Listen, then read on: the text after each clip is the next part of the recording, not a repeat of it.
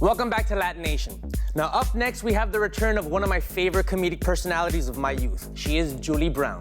No, not downtown Julie Brown, but redhead, half Mexican Julie Brown, who broke out back in the early 90s with her spoofs of Madonna and her very funny sketch video show on MTV called Just Say Julie.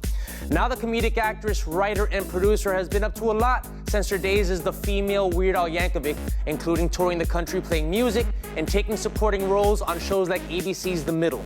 But now she returns with a new live project that really tells her story, which I promise you is pretty over the top. And she's telling us all about it right now on LatiNation. Check this out. No women means no competition. But I couldn't shop. Forget it! They're not taking me. They can come and get me, but they're not taking me alive.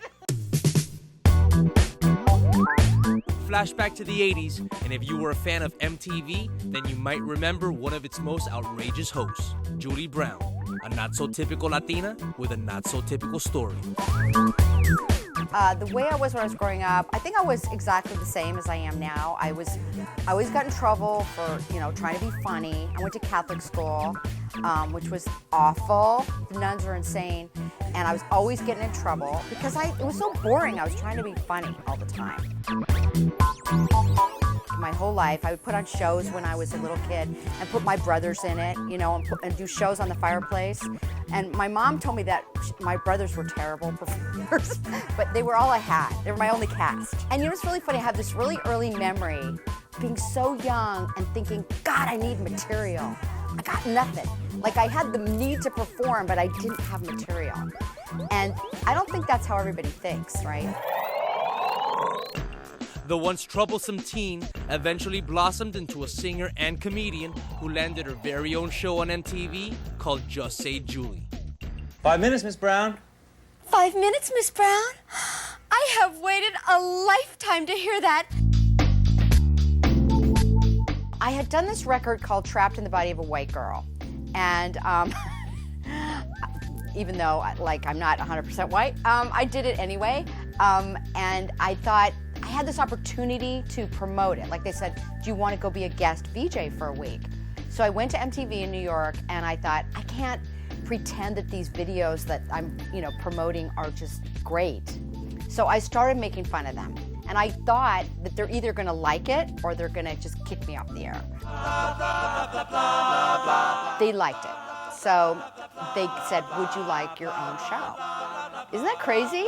Okay, take Madonna. All she got was like a bottle of peroxide and a little bit of talent, and suddenly she's queen of the world. And I made fun of Madonna all the time, but I had a deal at the same time with Showtime to do a special, and I was trying to think of an idea, and then Madonna's documentary came out. And I said, what if I make fun of that? And they were like, great, do it. Nobody knows what it's like to have millions of people screaming for you and undressing you with their eyes, and then to be so totally alone.